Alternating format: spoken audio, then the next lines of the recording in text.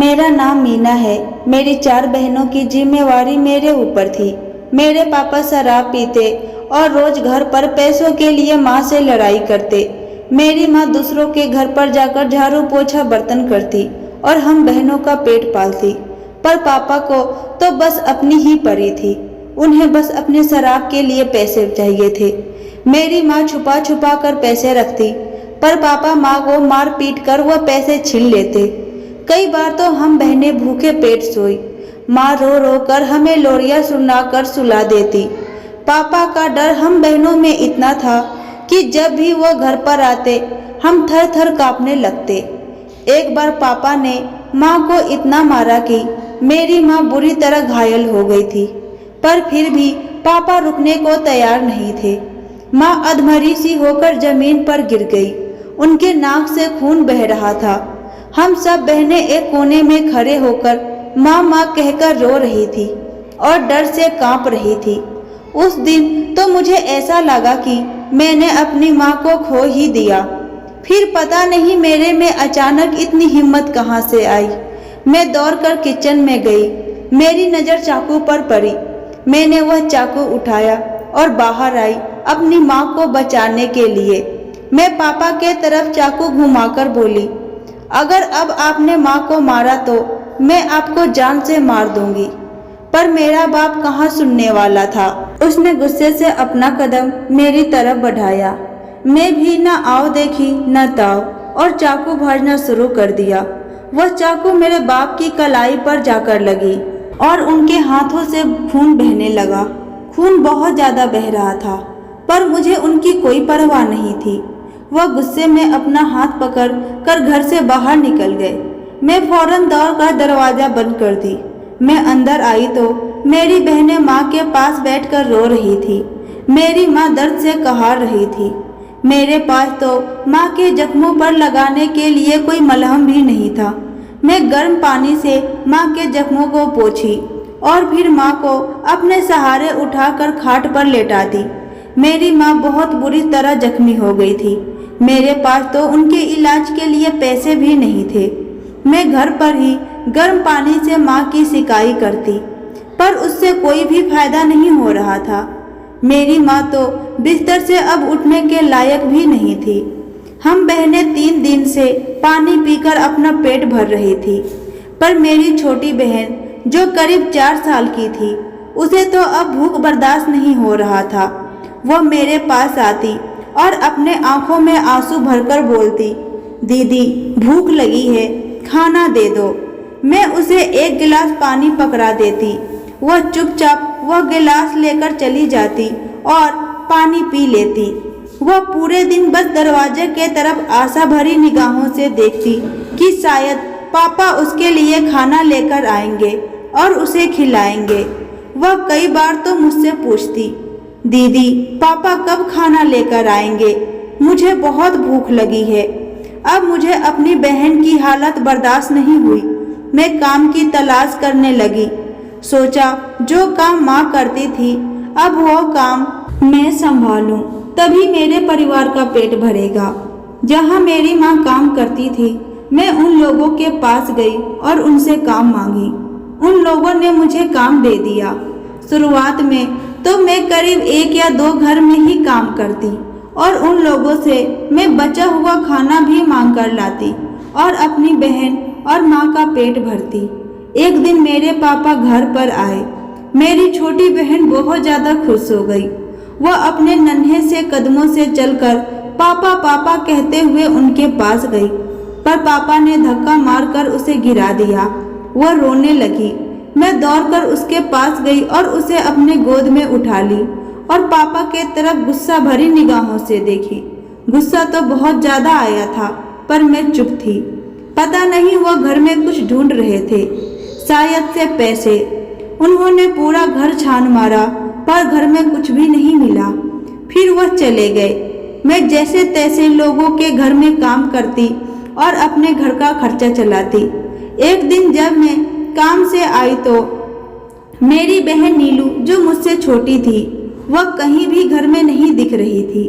मैं बाकी की बहनों से पूछी कि नीलू दीदी कहाँ है, तो उन लोगों ने बताया कि पापा आए हुए थे और वह नीलू दीदी को अपने साथ ले गए। अपनी बहन के मुंह से यह सब बातें सुनकर मैं बहुत ज्यादा डर गई थी। पता नहीं मेरा बाप अब मेरी बहन के साथ क्या करेगा। मैंने अपनी बहनों से कहा कि तुम लोग अंदर से दरवाजे को अच्छे से बंद कर लो और जब तक मैं ना आऊं तुम लोग दरवाजा मत खोलना। अगर पापा भी आए तो तुम लोग दरवाजा मत खोलना। मेरी बहन ने हाँ में सर हिला दी। मैं अपनी बहन को ढूंढने बाहर चली गई। अपना पूरा एरिया छान मारा पर कहीं भी मेरी बहन का अता पता नहीं चला। अपनी बहन को ढूंढते ढूंढते मैं एक शराब की दुकान पर पहुंची, जहां मेरा बाप बैठकर मजे से शराब पी रहा था। मैंने उसके हाथ से उसकी शराब की गिलास छीना और नीचे पटक कर तोड़ दिया और गुस्से से पूछी, नीलू कहाँ है? इस पर मेरा बाप बोला, कौन नीलू? मैं नहीं जानता किसी नीलू को। अपने बाप के ऐसे रवैये पर मुझे बहुत गुस्सा आया। टेबल पर एक जग रखा था जो पानी से भरा हुआ था। मैंने वह जग का पानी अपने बाप के मुंह पर फेंक कर बोली, अब कुछ याद आया? कौन है नीलू और कहाँ है? इस पर मेरा बाप मुझे खींचकर एक थप्पड़ मारा और बोला, चली जा यहाँ से वरना तुझे भी मैं बेच दूंगा। मैंने कहा, क्या आपने नीलू को बेच दिया? मेरा बाप बोला, हाँ मैंने उसे बेच दिया। मुझे पैसा चाहिए। मैं पैसों के लिए कुछ भी कर सकता हूँ। तुम लोगों को भी मैं बेच दूंगा। मैंने गुस्से से अपने बाप को कहा, खबरदार अब तुमने मेरी बहन के तरफ भी नजर उठाकर देखा तो मैं तुम्हें जान से मार डालूंगी। आज के बाद तुम उस घर से कोई ताल्लुक नहीं रखोगे। अगर तुम उस घर के आसपास भी दिखाई दिए तो मुझसे बुरा कोई नहीं होगा। और हाँ, कहाँ बेचा है मेरी बहन को? कहाँ है वह? मुझे उसका पता बताओ। इस पर मेरा बाप बोला, पता नहीं मुझे कौन है वो लोग और कहाँ रहते हैं। पैसों के लिए मैंने राह चलते कुछ लोगों के हवाले उसे कर दिया और पैसा लेकर मैं आ गया। अपने बाप के बात पर मुझे बहुत गुस्सा आया। आखिर कोई बाप इतना नीचे कैसे गिर सकता है? कोई बाप इतना स्वार्थी कैसे हो सकता है? मैं रोती हुई अपने घर आई और अपने माँ के पास बैठकर बहुत रोई। मैं माँ से बोली, माँ, जब लड़कियाँ अपने पिता के साथ होती है तो खुद को महफूज समझती है और एक हम हैं, जब हमारा बाप हमारे साथ होता है तो हम खुद को असुरक्षित समझते हैं। कितना निर्दयी है हमारा बाप, जिसने चंद पैसों के लिए नीलू को बेच दिया। पता नहीं उसने किस दरिंदों के हाथ नीलू को बेचा है। नीलू का कोई अता पता नहीं चल रहा। माँ तो कुछ बोलने के हालात में भी नहीं थी। मैं खुद को संभाली और फिर अपने बहनों से बोली, आज के बाद तुम लोगों को कहीं भी पापा दिखेंगे तो तुम लोग उनके पास नहीं जाओगी। अगर वह घर पर आए तो तुम लोग घर का दरवाजा नहीं खोलोगी। अगर पापा तुम लोगों को कोई भी लालच दे या कुछ भी कहे, तुम उनकी बात बिल्कुल भी नहीं सुनोगी। तुम लोगों को पता है पापा ने नीलू को बेच दिया है। अब नीलू हमारे बीच कभी नहीं आएगी। हमने अपनी बहन हमेशा हमेशा के लिए खो दिया। मेरी बहनें डर गई थी और डरना भी जरूरी था। मैंने कहा, अब हम लोगों को ही सतर्क रहना पड़ेगा। उसने धमकी दिया है कि वह हम लोगों को भी बेच देगा। अभी हमारा संघर्ष चल ही रहा था कि इसी बीच हमारी माँ भी हमें बेसहारा कर इस दुनिया से चल बसी। अब हमारा इस दुनिया में कोई भी सहारा नहीं था। मेरे ऊपर 3 बहनों की जिम्मेवारी आ गई थी। पहले तो कम से कम यह था कि माँ है, पर अब तो वो भी नहीं है। बाहर के लोग कहते, अच्छा हुआ बेचारी चल बसी, बहुत तकलीफ झेल रही थी। ऐसे घुट घुट कर जीने से अच्छा है मर जाना। खैर, बाहर के लोगों का काम ही है बोलना। मदद के लिए कोई भी नहीं आएगा, पर बोलने को कोई पीछे नहीं हटेगा। कोई भी हमसे यह नहीं पूछा कि अब तुम चारों बच्चे कैसे रहोगे। खैर, हमने खुद को संभाला। अब मेरे पास मेरी 3 बहनें ही रह गई थी, मेरी जिंदगी का सहारा। मेरी बड़ी बहन जिया और छोटी बहन कोमल और सबसे छोटी बहन श्वेता। मेरी बहन कोमल पढ़ने में बहुत अच्छी थी। वह शुरू से ही पढ़ाई करना चाहती थी, पर उसने कभी भी यह बात नहीं कही क्योंकि घर का माहौल ही ऐसा था। एक दिन उसने मुझसे कहा, दीदी मैं कलेक्टर बनना चाहती हूँ, मुझे आपका साथ चाहिए। मैंने अपनी बहन से कहा, मैं हमेशा तेरे साथ हूँ, तुझे जब भी मेरी मदद चाहिए मैं करूँगी। फिर मेरी बहन बोली, दीदी आज से हम लोग एक रोटी कम खाएंगे पर एक एक पैसे बचाएंगे। मुझे पढ़ाई के लिए पैसों की जरूरत पड़ेगी। कलेक्टर बनने की पढ़ाई में मुझे बहुत सारी किताबें खरीदनी होगी। उन सब का पैसा अगर हम आज से ही इकट्ठा करेंगे तो सही समय पर हम किताब खरीद पाएंगे। मैंने अपनी बहन को तसल्लियाँ दी और बोली, तुम चिंता मत करो, तुम अपनी पढ़ाई करो, मैं अभी से ही एक एक पैसा इकट्ठा करूँगी। मैंने अपनी बहन से तो कह दिया था, पर पैसा इकट्ठा नहीं हो पा रहा था। मैंने धीरे धीरे कम से कम 8 से 10 घरों में काम करना शुरू कर दिया। उन घरों में से मैं खाना मांग कर लाती तो हमारा पेट भरता और पैसा मैं इकट्ठा करती। मैं जिन घरों में काम करने जाती थी उनमें से एक घर था पुलिस वाले अंकल का। एक दिन अंकल ने मुझे देखा तो पूछा, बेटा तुम कहाँ तक पढ़ी लिखी हो? मैंने अंकल से कहा, जी मैं अनपढ़ हूँ, मैं काम अपनी बहनों के लिए करती हूँ ताकि उनका पेट पाल सकूं और उन्हें पढ़ा लिखा सकूं। इस पर अंकल ने कहा, और तुम्हारे माँ बाप? मैंने कहा, बाप को मैं घर से बाहर निकाल दी और माँ हमें इस दुनिया में अकेली छोड़कर चली गई।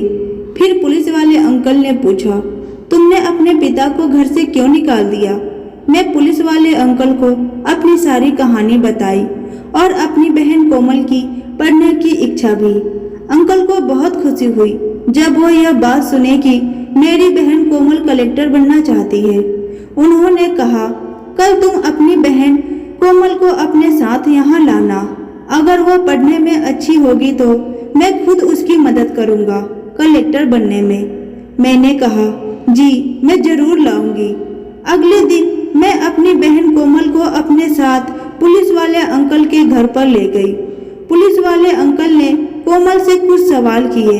मेरी बहन सभी सवालों का सही सही जवाब दे रही थी। मेरे तो कुछ भी पल्ले नहीं पड़ रहा था। फिर पुलिस वाले अंकल बहुत खुश हुए और मुझसे बोले, तुम्हारी बहन पढ़ने में बहुत अच्छी है। आज से मैं तुम्हारा गुरु और तुम मेरी शिष्य। तुम कल से रोज शाम को 5 बजे से 8 बजे तक मेरे पास पढ़ोगी। मैं अभी से ही थोड़ा थोड़ा हर चीज तुम्हें समझाऊंगा। समय आने पर तुम बिल्कुल तैयार रहोगी।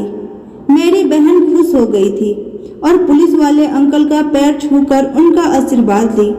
मेरी बहन मेरे गले लगकर बहुत खुश हुई। पुलिस वाले अंकल अब मेरी बहन को रोज पढ़ाने लगे। मेरी बहन का मेहनत और पुलिस वाले अंकल का साथ करीब 10 से 11 साल बाद मेरी बहन कलेक्टर की परीक्षा पास कर ली। उसने हमारे ही जिला में अपना पोस्टिंग करा कर जब वह घर आई तो मेरे गले लग गई। मैं भी उसके गले लगकर बहुत रोई। मेरी बहन ने मुझे तसल्लियाँ देते हुए कहा, दीदी अब बस, अब आप नहीं रोओगे। आपने बहुत दुख झेला है हमारे लिए, पर अब नहीं। अब हमारी जिंदगी में कभी भी दुख नहीं आएगा। आपका संघर्ष अब खत्म, अब हमारी बारी। पुलिस वाले अंकल भी मेरी बहन के साथ खड़े थे। मैंने पुलिस वाले अंकल को हाथ जोड़कर बोली, अगर आज आप नहीं होते तो पता नहीं हमारा क्या होता।